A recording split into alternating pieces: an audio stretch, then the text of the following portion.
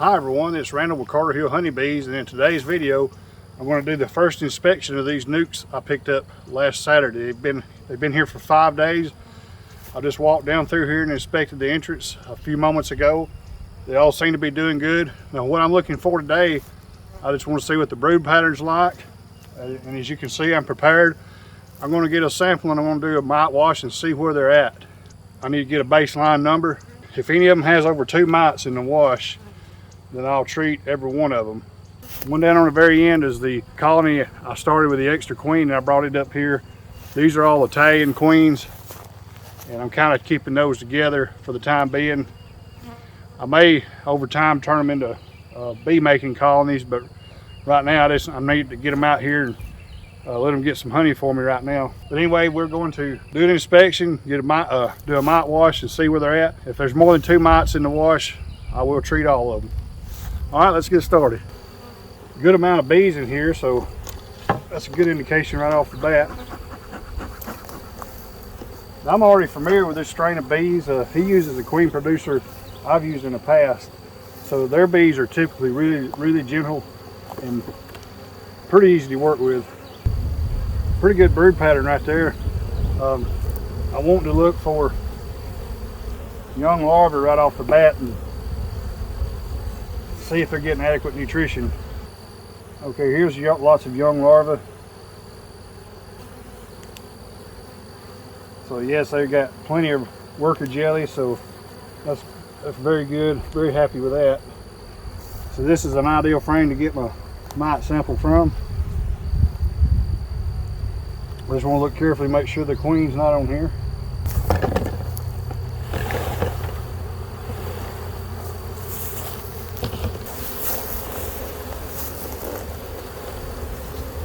And I'll take a moment, make sure the queen's not in this dish pan, and tap on it like that. That'll make some of the bees fly off. But the ones that stay in here are all nurse bees, and that's the bees I want to sample.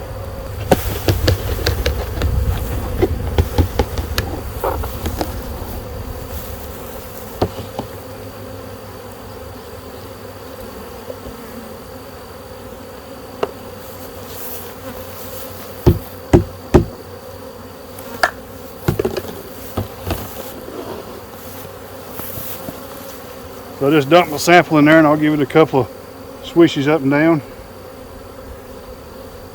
And I'll go fill it the rest of the way up to the line right there and let it sit a few minutes. Alright, so I got over and got my sample full.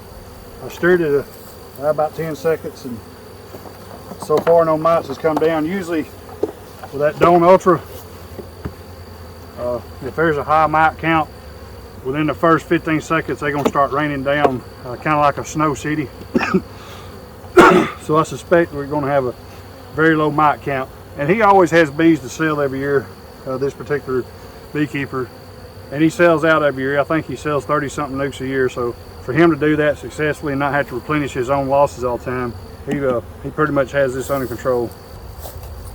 With the amount of room in there, and I want to say this based on experience, obviously anything can happen, but with the amount of room still in the brood nest, and then by adding this medium, which is totally empty and drawn out, I mean there's practically no chance of them, pretty much any of these swarming this year. So I'm going to go ahead and put my queen excluder on, and then I'll put another medium on top of it. That should eliminate me having to come look at these hives for at least 2 weeks. I'm going to have to come up here and look at that one that I brought up here. It's got a lot of bees in it. But these right here, they're not going to be a concern. That was supered up, ready to go. Like I said, I shouldn't have to deal with it for 2 to 3 weeks probably. So here's our second colony. You may have noticed this lid, the deep side was up. For about 2 years I've been running the deep side down year round. Or this is something I'll notice I've shared with you. The books will always tell you to run the flat side down in the summer because they'll make so much burr comb, and that is true. But I have been, I tried a couple years ago running the deep side down all the time, even through the honey flow, And yes, there is more bird comb. I noticed that there is significantly less small hive beetles when I take the top off. So I think what's happening there, that the bees can police above the frames where they couldn't when the flat side's down, and they just propolize them in there. And every time you take the inner cover off, you're releasing all those small hive beetles. So once again, I run the deep side down all the time. So these bees are Cordovan Italians. I'm sure the queen is too. And one benefit to that is the queens are real bright yellow, and they're generally easy to spot.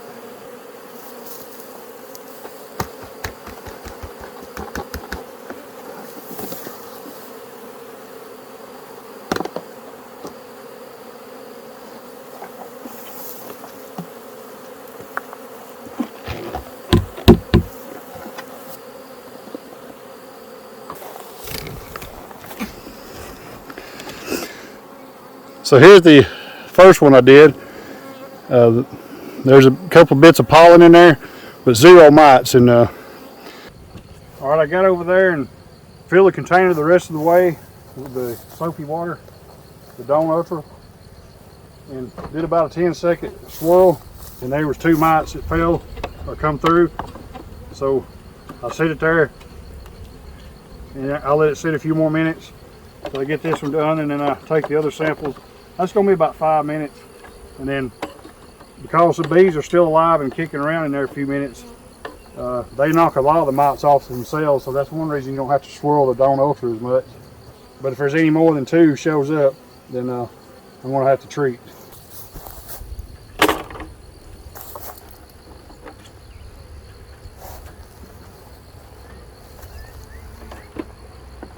But this colony looked really, really good. It's right. It's got a decent amount of mites in there, I'll say. Because probably 70 to 80% of the mites are under the cappings right now. So if this was like 2.5 months from now, that 2 might be 6 or 8 or 10.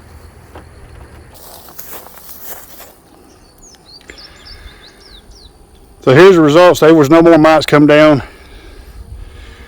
There's 2 mites. There's one right there. Let me swirl it and see if I can get it out in the middle more. Well, there's one right there and one right there. So that colony's got 2 mites. That's right at the threshold of the highs I want to let it go for right now. So there's a beautiful sheet of brood right there. Looks really good. But all that brood's capped. This might be a good one to sample, but I want to be sure that it's either mostly pollen or open young larvae for me to get my sample out of. Now this colony right here is really fixing to take off. Here's another great frame of brood. And they've turned some of this side into drones.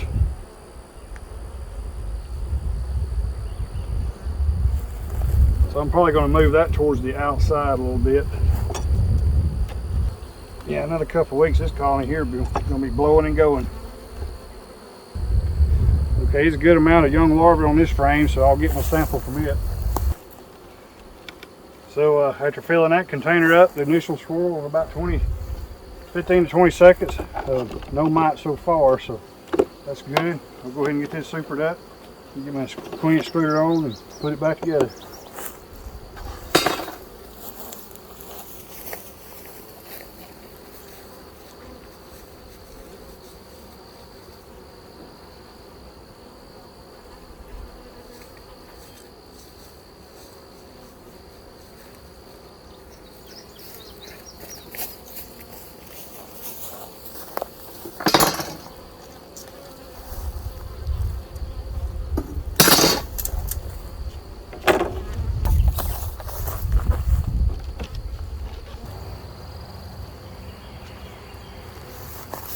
There's always a chance I could have missed that queen on this inner cover, and for that reason I probably should have done this beforehand, but I'm going to dump the bees off the inner cover at the entrance. If I happen to have missed her and I put it up here, then the brood nest will get up above the excluder, which is not what I want.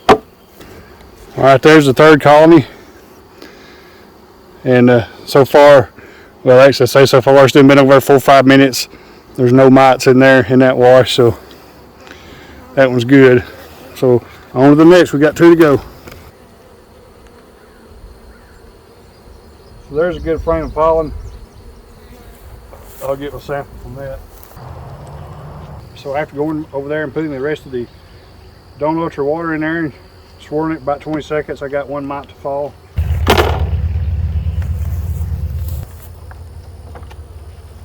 All right, that's the 4th one. We got 1 to go. So right there you can see this wash here's got 1 mite. So that's good. So we got 1 more.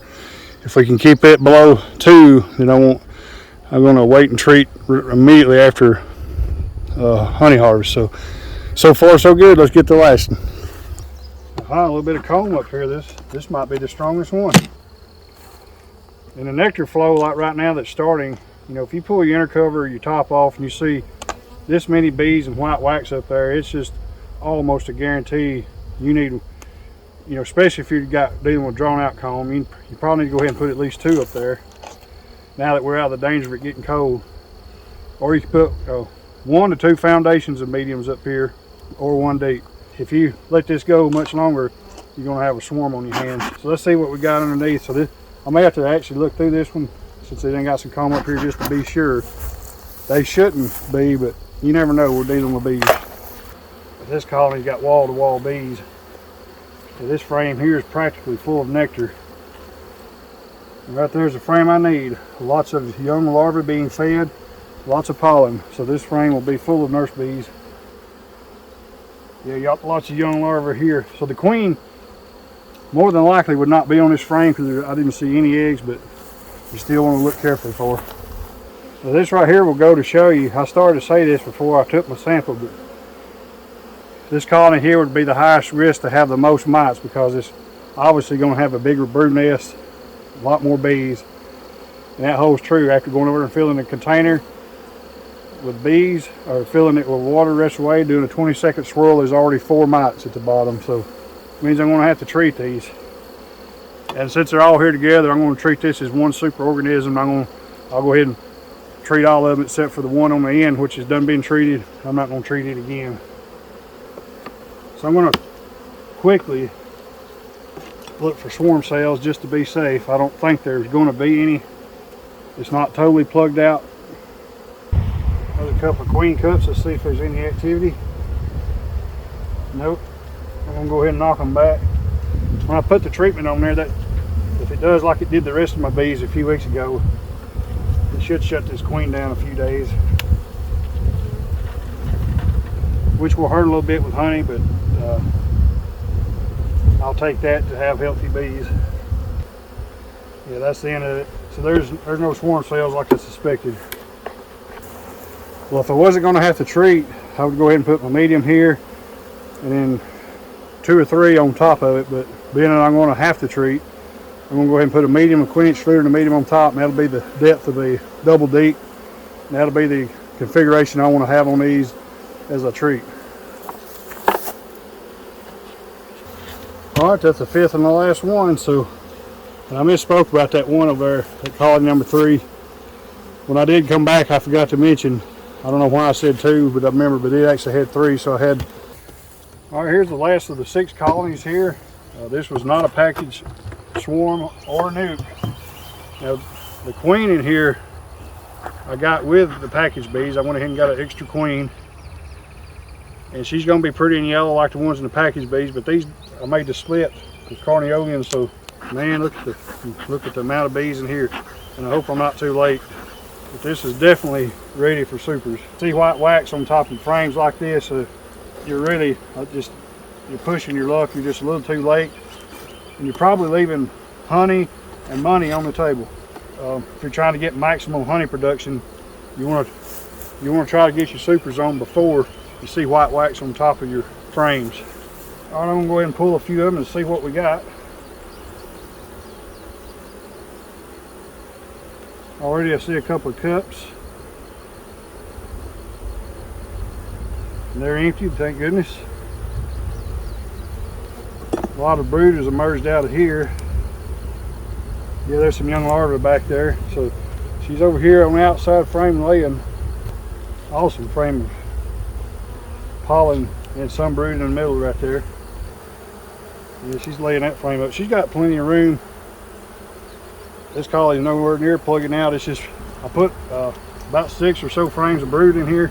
A bunch of it's hatched out, so there's no danger of this colony swarming. There's no need for me to go any further. So I'm gonna go ahead and super this baby up. So there's 1, 2, 3, 4. So that's that last colony down there. Not the one I'm working on now. It had 4 mites in it, so that seems to work pretty good. Instead of swirling it for a full minute, just swirl it for about 20 seconds, set it down, go work about 5 minutes, come back and check it. I didn't have any additional mite drop after doing it that way. Whole lot easier on the wrist.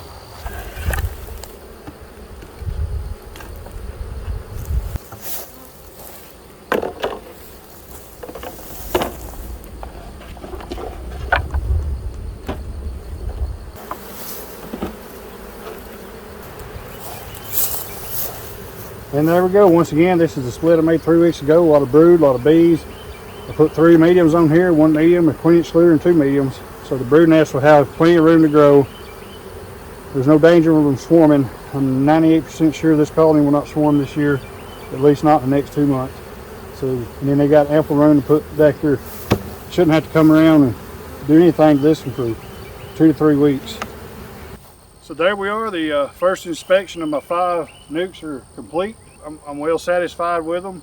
They're all queen right. They all have a good amount of bees. Like I say, that colony right there is the tallest. The split I made 3 weeks ago. I'm not going to treat, but I am going to, because I've already treated that this spring, but I am going to treat these 5. I won't have to worry about the cold side of using Formant Pro, and that's what I'll use. I'll think about it. I may do the 1 strip 1 week just to be a little more conservative with the queens. So I'll probably go that route, 1 strip, and then 7 days another strip, and I'll just do it in 2 weeks instead of putting it all at once. That'll spread it out, and I think that'll be a little easier on. The temperature is going to be quite a bit warmer now, so the off-gassing will be more intense, so I want to make it a little easier. I just want to, even if I don't get as good of a knockdown as I would doing it the other way, since we're right here at the end of April, I just need this to knock them down for about 6 weeks to get me through the nectar flow. So I'm not really concerned about it getting overly high. I might could even not treat, but I don't want to get behind the 8 ball. One of the things I do know about this particular strain of bees, they tend to have a higher mite count. I got to stay ahead of that, or these will get out of control. As I was putting my equipment up, it occurred to me that there was, in my opinion, an important piece of information about this I left out. And what I'm getting at is, anytime you purchase nucs, this is a spring. You see I just went ahead and checked the mites in there. You want to check whatever bees you buy in the form of nucs or used bee colonies right away in the spring and see where your mite count is, because you may have to treat, like I just discovered I'm going to have to treat to stay ahead of the mites in these colonies here. Now packaged bees, you obviously can't do that, but you can fog them probably about 10 days after you install them. You can fog them with oxalic acid. But here's where this tidbit will pay off. If this was July, August, or September, and I was here looking at buying 1 or 2 year old colonies, there's no way I would buy them colonies without doing an alcohol wash.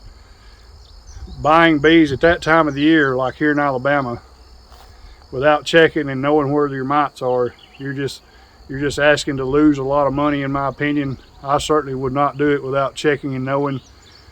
And if there's more than 3 or 4 mites in the wash, or 5 at that time, I would probably pass, or at least get a discount depending. Now if it's late July, early August, you can probably purchase them, clean them up in time, as long as you got the resources to treat, feed, and turn that population over, which will take about 6 weeks to do, in time for them to raise their young winter bees that will be healthy.